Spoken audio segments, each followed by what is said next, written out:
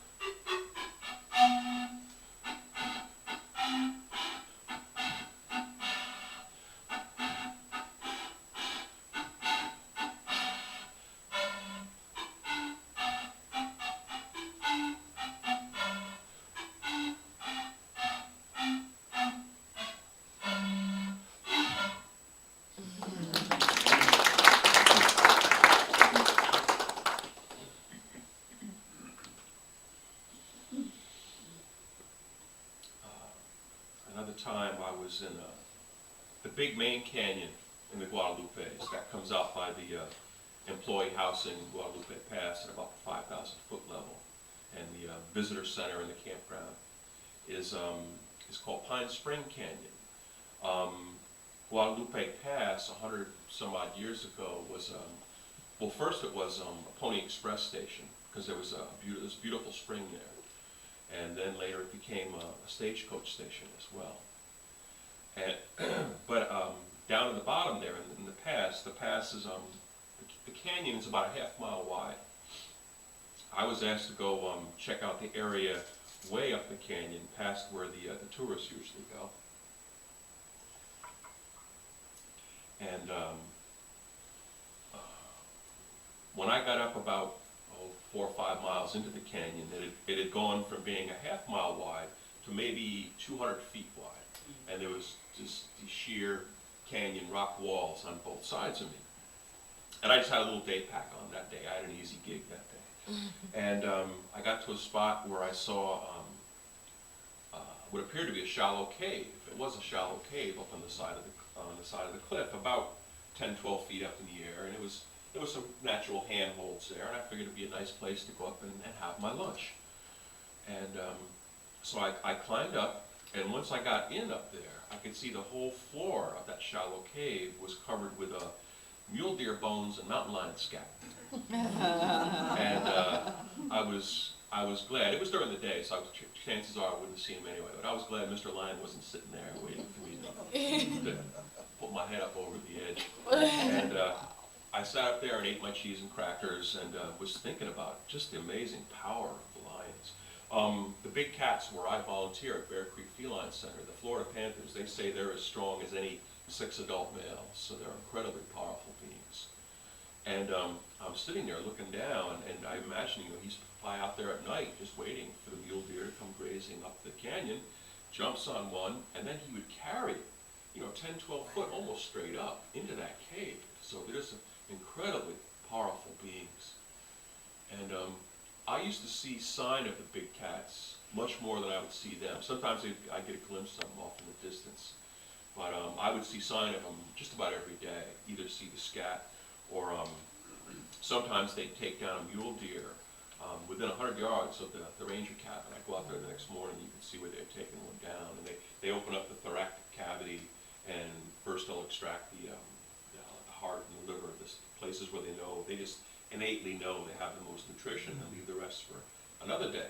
And I was supposed to, check it out and report it, but whenever I went to examine one of those carcasses, out of respect, I'm always looking around and always doing a 360 first, right? I mean, you don't want to do anything foolish.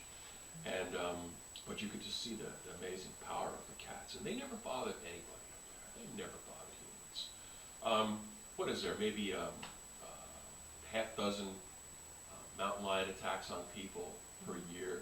And when you think that there's 34,000 traffic deaths, you know, in the last year, I mean, it's really hardly any problems with animals at all. And usually where there are problems, it's where their habitat has been bulldozed and their houses put up there. That's where the cats hang out. They get confused, and they're looking for food.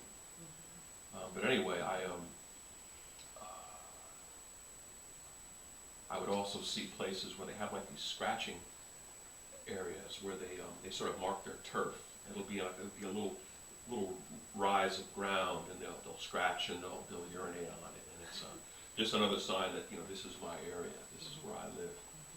And I never carried a gun. I always felt perfectly safe up there with the cats. How are we doing for time? I should probably knock off in about 5 minutes. It's 20 after? It's 20 after. Yeah, okay.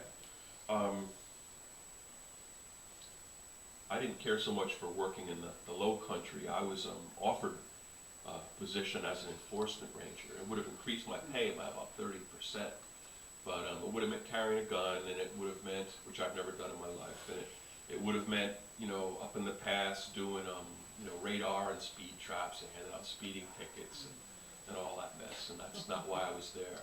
I wanted to be out in the wilderness.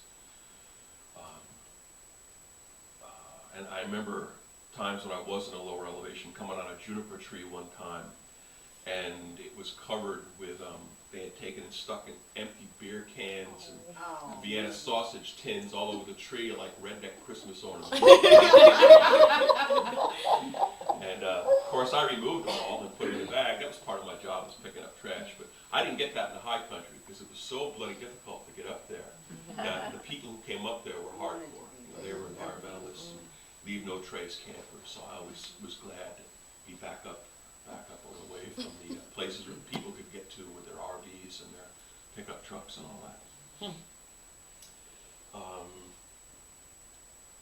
Let me give you, as a last story, let me give you a new one. I haven't done any of my autism stories. I'll give you one. I have Asperger's syndrome, high functioning autism, and I run a support group here in Panama City, and I'm on the constituency board of the FSU Center for Autism. My next big gig with autism, I'm going to be opening for John Elder Robeson at the Center for Disease Control, the CDC in Atlanta on April 19th. And for someone on the autism spectrum, that's like opening for Elvis. He's like second only to Temple Grandin. And there's supposedly going to be at least 1,000 people there. And I'm going to do an autism symposium in Atlanta the next day. But anyway, people on the autism spectrum, you want to, when you're giving them directions, you want to be real specific, because we tend to take things literally. And that's just a characteristic of people on the autism spectrum. And I was doing a benefit for the Autism Education Center a few weeks ago off of Thomas Drive at a nightclub called Sea Level. And it was a real successful evening. We raised over $1,200 for them that night. And I played some flute early on, and it was a good time. But I go in there, I'd never been there before, and I go into the restaurant section. It turns out there's the restaurant, and then over here is the nightclub. And I go in, and I told them why I was there, and they said, "Oh, just go down this hall and through that door. You can't miss it. You'll be right there in the club." So I go, you know, dutiful lad. I go walking down the hall, and there's a lady in front of me, and we go walking through a door, and we're also slow at processing information. So I'm looking around, and I'm processing. And I'm going, "Woman, sinks, toilet." Zooks, I'm in the ladies' room. And the woman in front of me, she was about a foot shorter than me. She looks over her shoulder, and her eyes get really big. And I just sort of backed out of there. I'm smiling and apologizing like a royal servant leaving the Queen's presence. You never turn your back on her. And I get out of there, and as I wrote about it, I said, as my inner maintenance crew was repairing my damaged pride, I was thinking, I'm glad she wasn't a screamer like Janet Leigh from Psycho. And I was also glad that she didn't whip out the Lady Remington taser and administer electroshock therapy. It probably would have done me some good, but I don't know. So that was my latest autistic adventure. All right, this was my very first flute that I got at Sun Bears Gallery in Back Beach Road 9 years ago, this past November, a flute that changed my life. And this is a piece that's on the documentary that was done for Seacrest Wolf Preserve. It's called Raven in Flight.